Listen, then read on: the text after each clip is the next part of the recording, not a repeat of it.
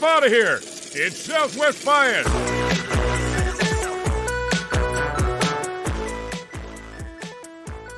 Welcome into Southwest Bias, the only debate show with actual consequences. Today, we got two frauds, and we're going to meet them right now. Today's matchup, Bo versus Totri. Did you like that, Totri? I loved it. I absolutely love that. All right. Well, it's time for our first question. Let's see what it is. Guys, be cordial. There is no timer in the top of the screen because we are remote. So I will be keeping track on my phone. I will hop in, or I'll hop out, and then I'll hop back in and go, eh. So just be ready for that. Today's first question.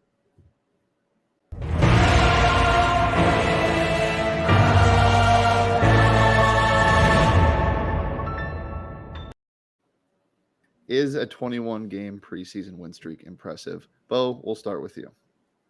It's embarrassing. A 21-game preseason win streak is one of the most embarrassing things that we are forced to pretty much force feed our listeners, our viewers.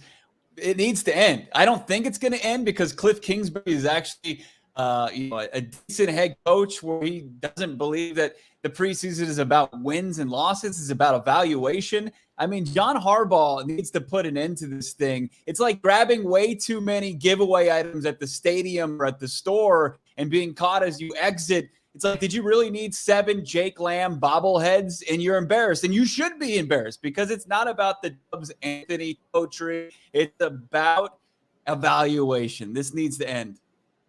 Embarrassing.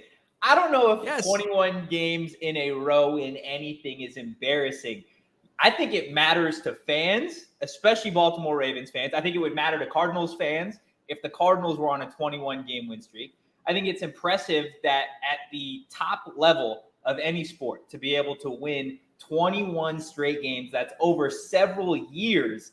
I think Cliff could probably learn a thing from Harbaugh and probably actually care about these games.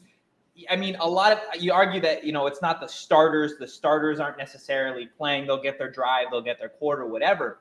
But I feel like any coach wants to get the most out of their athletes. And I don't think there's a better stat in football, basketball, any sport to evaluate than simply winning. And they've done it. They've done it better than anybody else for several years on end. 21 doesn't accidentally happen. Like, John Harbaugh has a problem right now. He needs to be on like TLC's Strange Addictions with winning preseason games. And the last time you made a good point. They haven't lost since 2015. It was a 1-point loss. There's been 2 Fast and the Furious movies since 2015. That was Fast 7. It's unreal. John Harbaugh has a problem. He needs to just take a fall on Sunday against the Cardinals. Oh, no, I don't think so. And I think sports bettors love it too, because it makes their life a lot easier, right? If you are a general sports fan, right, and you could care less, you could be on either side of this argument, whether winning or losing matters. But if you're a general sports fan and you love to bet, you love the fact that the Ravens are on a 21-game win streak and that Cliff and the Cards aren't going to do anything about it on Saturday, because you can just put free money, go win free money. We're turning this into a promo. Go DraftKings Sportsbook right here when the Ravens make it 22 in a row, and you can thank John Harbaugh. I'll give Cliff credit. He's actually coaching a preseason game for the right reasons. It's for evaluation. He cares. He doesn't care about the final score. And, let's hammer the Ravens on the money line. I think they're 5.5, 6-point favorites. We'll have to watch PHNX bets on that for more and next hour. But, Totri, you got about 5 seconds if you want to rebuttal. My only rebuttal is 21 games matters in any sport. Preseason, regular season, playoffs, it all matters. All right, guys, just a reminder in the chat, we'll be opening up voting near the end of the show. But for now, it's on to round 2. So let's see what our second question is.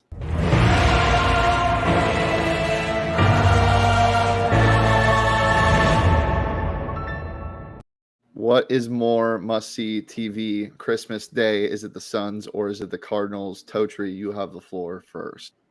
This is the easiest question that we possibly got. It's the Phoenix Suns, hands down. You wake up on Christmas morning and you've got 2 things. Either you've been bad and you got coal, or you've been great all year and you get presents. Going on Christmas Day to turn on the Cardinals instead of the Suns is like waking up on Christmas Day and choosing coal over gifts. Why would you choose a team that blew a 10-0 season in the playoffs instead of going to watch a team that has been dominant year in and year out for the last couple of years? There hasn't been a better NBA team since the bubble than the Phoenix Suns. They were in the championship just 2 years ago. Last year, they were the 1 seed. I think they're going to be back for vengeance this year. Easy. It's the Suns.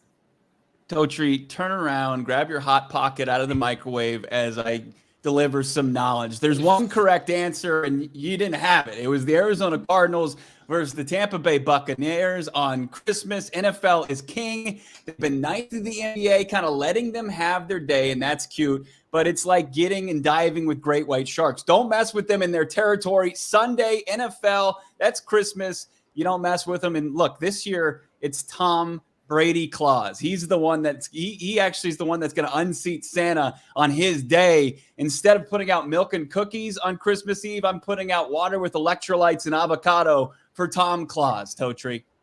Oh my gosh. Give me Devin Booker, Chris Paul, and soon to be Kevin Durant on Christmas Day facing Jokic, the MVP of the league, back-to-back MVP.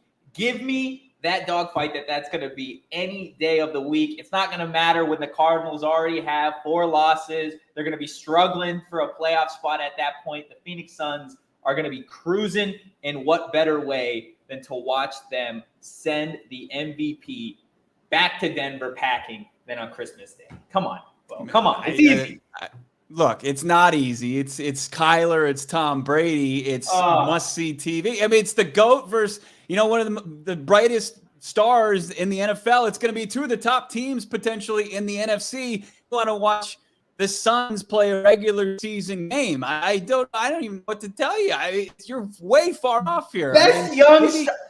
The best young star in the valley. Put them in your microwave and do something useful. They're trying to force feed me this NBA regular season game. The best young star in the valley is on the Phoenix Suns. You could argue that the very next best player is Chris Paul in all of the valley, if you want to argue that. Kevin Durant, who may or may not be here regardless. Bo, you got about 15 seconds. Isn't it? Look, I don't really need 15 seconds to tell you that Tom Brady and Kyler Murray are the reason to tune in and get away from your family on Christmas Eve or Christmas Day night. I mean, you're going to have some extra food in your belly. Just plop down on the couch and watch the NFL. That's king. All right. Now, guys, just a reminder, round 3 is coming up, final round. We will be opening up voting right after round 3 in the YouTube chat. So if you're watching on YouTube, look to your right. If you're watching on Twitter, make sure to come over to YouTube so you can vote and have a say in this. Guys, final round, round 3. Let's see what the question is.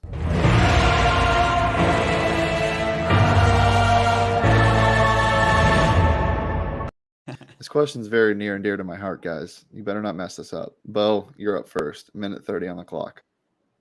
Which is the best sports video game of all time? Now, I agonized over this one, Totri, and I think I found the answer, and it's pretty clear cut. It's NCAA Football 2014. Now, you're a guy that covers college sports, so you know that I'm right. It's the GOAT. It was cut down in its prime because of NIL laws that weren't in existence at the time. It's got a cult following. People are they try to keep the game going by updating the rosters. You can take the worst programs in the country and turn them into absolute wagons. It never gets old when you can take North Texas and steamroll Alabama and win recruiting battles over Georgia when you've got Wyoming. I mean, it's simple to me. NCAA 14 is the GOAT video game.